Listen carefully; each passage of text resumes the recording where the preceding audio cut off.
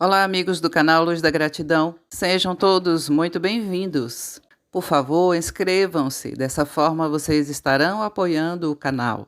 Juntos, somos mais fortes. Ensinamento de Meixo Sama, a defasagem do estudo. Em se tratando de estudo, existe o estudo vivo e o estudo morto. Isso soa estranho, mas vou esclarecer o que isso significa. Estudar por estudar é estudo morto, enquanto que estudar para aplicar na vida real é estudo vivo.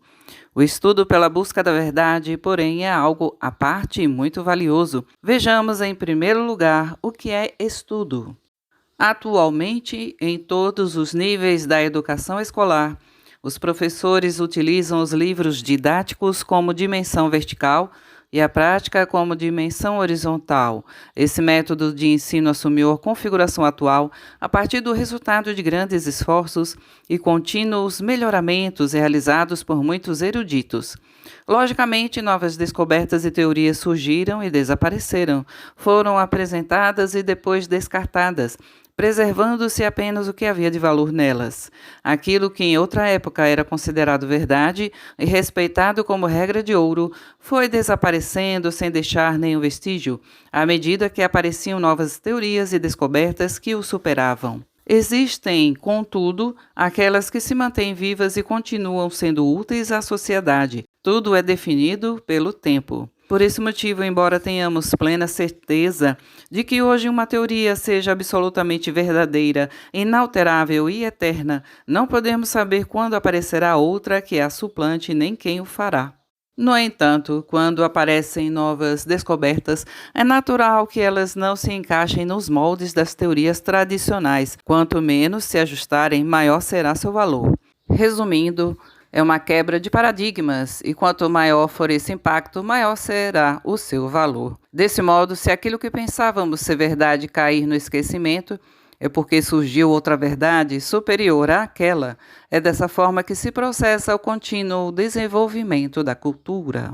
Analisemos mais profundamente. Através dos anos, o ensino tradicional se estruturou até atingir o que, em tese, seria uma forma organizada. Contudo, o rápido avanço da cultura se distancia dessa forma estática com uma velocidade surpreendente.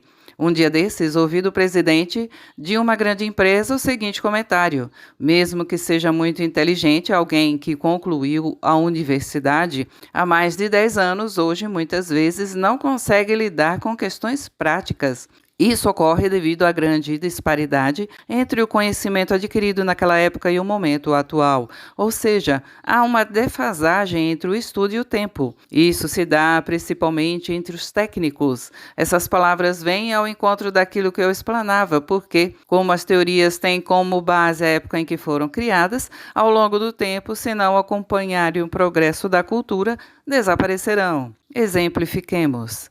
Dizem que os políticos atuais se tornaram medíocres, o que significa dizer que é difícil encontrar líderes de grande envergadura. Todo mundo sabe que os atuais ministros de Estado têm capacidade limitada e se mostram ocupadíssimos em resolver os problemas do momento, mas suas verdadeiras intenções são evidentes. Isso ocorre porque, na atualidade, os políticos de nível ministerial são formados pelas universidades federais e deixam-se levar facilmente pelas velhas teorias. Racionais em tudo, eles não sabem que existe algo além da razão.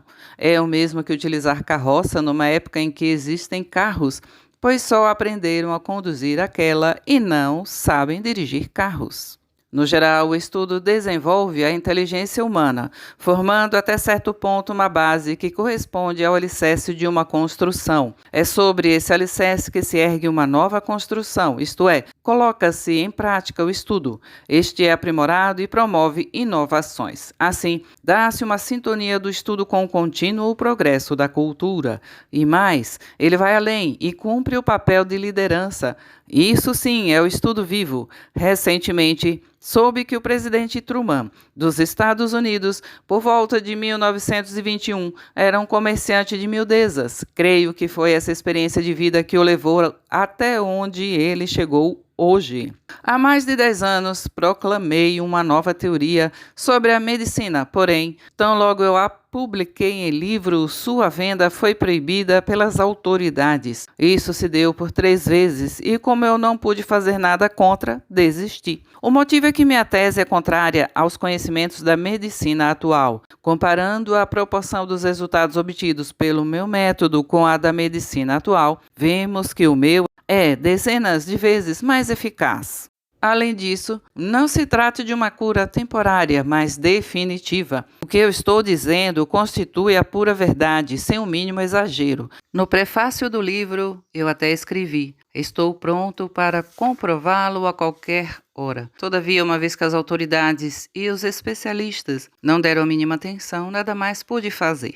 O objetivo da medicina é curar todas as doenças e promover a saúde do ser humano, prolongando-lhe a vida. Que objetivo poderia ter além deste? Por mais que se preguem teorias, por mais que se aperfeiçoem as instalações e que haja aparelhagens super sofisticadas, tudo isso será inútil se não corresponder ao referido objetivo, baseados apenas na divergência entre a minha teoria e a da medicina convencional. As autoridades e os especialistas ignoraram a minha, sem ao menos tentar examiná-la, revelando-se, portanto, verdadeiros traidores do progresso da cultura. Como os governantes depositam absoluta confiança nessa medicina, só posso dizer que o homem contemporâneo não passa de uma pobre ovelha indefesa. Por que eu teria apresentado uma teoria tão ousada? Ora, se eu não tivesse absoluta convicção, jamais a teria divulgado. Descobri uma grave falha na medicina, que tanto se orgulha do seu progresso. Entre as grandes descobertas efetuadas até o presente, nenhuma se compara à que eu fiz, porque não existe nada tão importante quanto a solução dos problemas relacionados à vida humana. Enquanto a medicina atual não despertar para essa grave falha, afirmo que ela não será uma existência útil de fato. Qualquer um percebe que ao nosso redor está aumentando o número de criaturas sofredoras acometidas de doenças graves causadas pelos tratamentos errôneos. Diante disso, não conseguimos ficar indiferentes. No momento, porém, não me resta outra coisa senão orar a Deus para que as pessoas despertem o quanto antes. Em 30 de janeiro de 1950, extraído do livro O Alicerce do Paraíso, volume 1.